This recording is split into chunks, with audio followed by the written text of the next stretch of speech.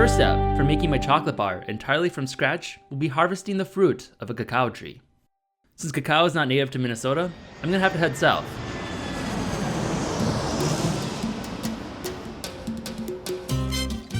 Despite being the birthplace of chocolate, Mexico today produces less than 2% of the world's supply of cacao. Instead, nearly 70% of cacao comes from West Africa.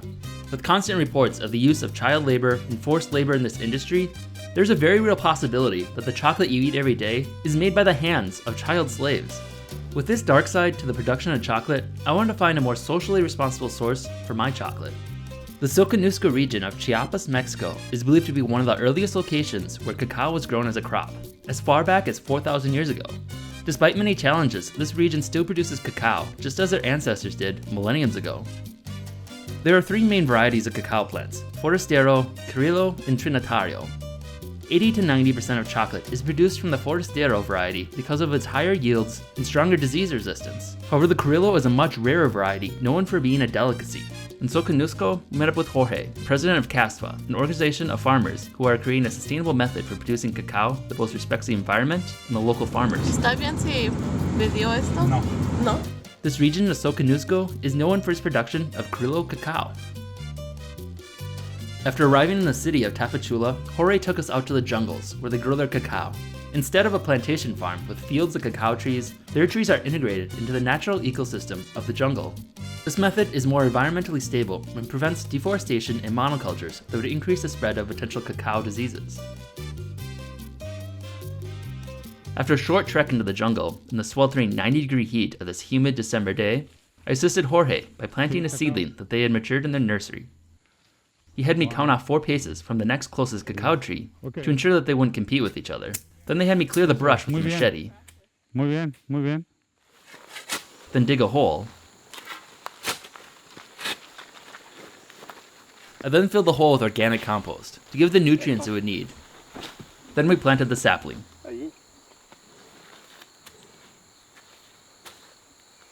Once filled in, foliage was added around it to help protect it. Tu cacao de Andy, bravo. So now that it's planted, it'll take about 4 years for it to mature and start harvest it, so I just gotta come back in 4 years. But it takes more than time for a cacao tree to start producing fruit. So Jorge took me to a 1-year-old tree to show me what needs to be done to care for a cacao tree before it can be harvested. El cacao necesita poda y mantenimiento. Vamos a ver cómo se quita para que concentre su energía en producir frutos.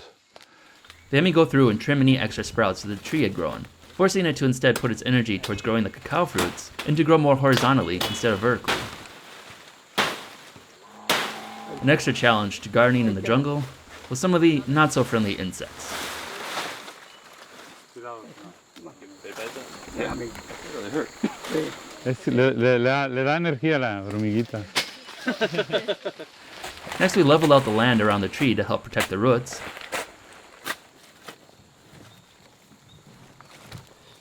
And added some compost to help it grow. Knowing very little Spanish, following their directions was a bit difficult. Oh, not that. Oh. Some things were lost in translation. No.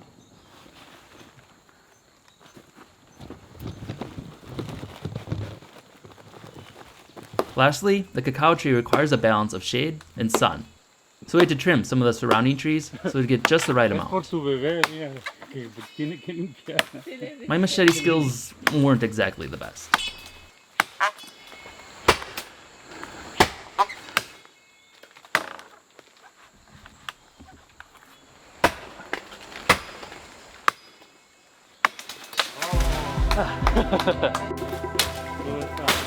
Now in 3 years, this tree will produce fruit. But to find mature trees I could harvest, I went to another member of CASFA, Jose. He showed me around his beautiful home, where right out his back door is a jungle full of exotic fruits and vegetables. In a method that is compatible with the existing ecosystem, Jose grows plantains, mangoes, limes, and numerous other tropical crops, including cacao. Mira, entonces aquí el cacao es muy interesante porque todo el año está produciendo, pero el grado de madurez de las mazorcas hay que conocerlo. Por ejemplo, este que está verde todavía no está madura. Cuando ya está madura, cambia un poco, se pone amarilla. Por ejemplo, esta ya está madura. Y aquí vamos a cortar otra que está ya madura. Esa ya está madura.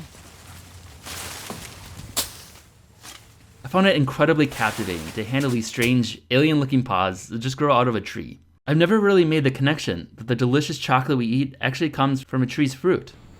Mira, aquí hay una madura, tú lo vas a cortar jalando. Should I pull on it? Sí, Okay. Should I go behind it sí. Ahí. and pull?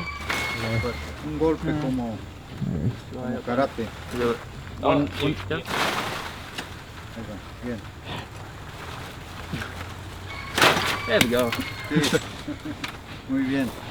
Esto ya está maduro. Few cuts in it. I got it. Doesn't smell like chocolate. ¿Quieres probar? Sure. Mira.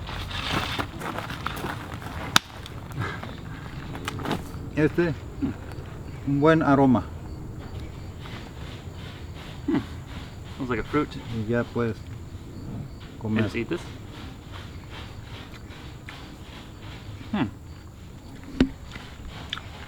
Oh yeah. It's like a bitter chocolate, but it also tastes like a fruit. Este solo quienes vivimos aquí podemos comer fresco. Yeah. Y en donde hay frío necesitamos transformar para chocolate. Pero este tiene más cualidades, más sabor y más propiedades a la salud. Trying the raw cacao fruit really blew away my expectations. While having a slight bitter chocolate taste at the center, it mostly tasted like a regular fruit. Not at all what I expected. So how many pods grow on a tree? Bueno, alrededor entre 100 hasta 250 o 300 mazorcas en el año. Una mazorca lleva alrededor de 40 gramos. So from an entire tree like this, how much chocolate would you produce from that? Un árbol de cacao como este puede producir en el año como unos 4 kilos o hasta 10 kilos de grano seco para hacer chocolate. Una mazorca como esta puede producir una barra más o menos de 2 onzas. So does the outside part of the pod serve any purpose? Ese es un tema muy interesante porque el cacao tiene grandes propiedades y actualmente se está descubriendo que se puede comer incluso esta corteza, se puede comer, es muy rica en lo que se llama los flavonoides o antioxidantes. Entonces todo se come la cáscara, se come el fruto fresco, se come el fruto seco sin hacer chocolate, sin adherir azúcar, ingredientes, y es un árbol que vive en biodiversidad, en un sistema agroforestal muy sano para el ambiente, muy sano para la sociedad y muy sabroso. So it can be used in a lot of different food. What's some of your favorite things to use it with? Bueno, nosotros son varios usos.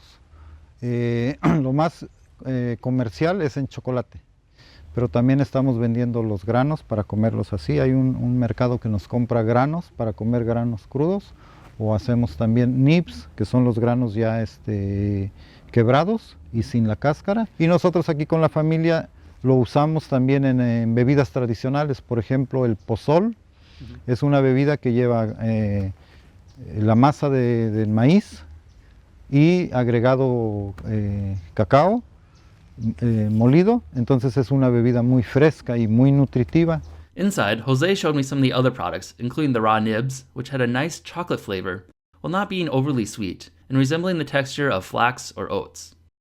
Then he showed me the jelly that can be made from the outside of the pod. El sabor. It's made by boiling the rind for a few hours, and the result is this very sweet, kind of pineapple-flavored jam that's eaten on bread. That's really good. Very sweet. Doesn't really taste like chocolate. Thanks to the help from Jose and everyone from Caspa, and how are my raw cacao beans. However, in the current state, they don't really taste much like chocolate, but apparently it's a crucial fermenting and roasting steps that give it the real chocolate flavor. So that's what I'll need to learn how to do next.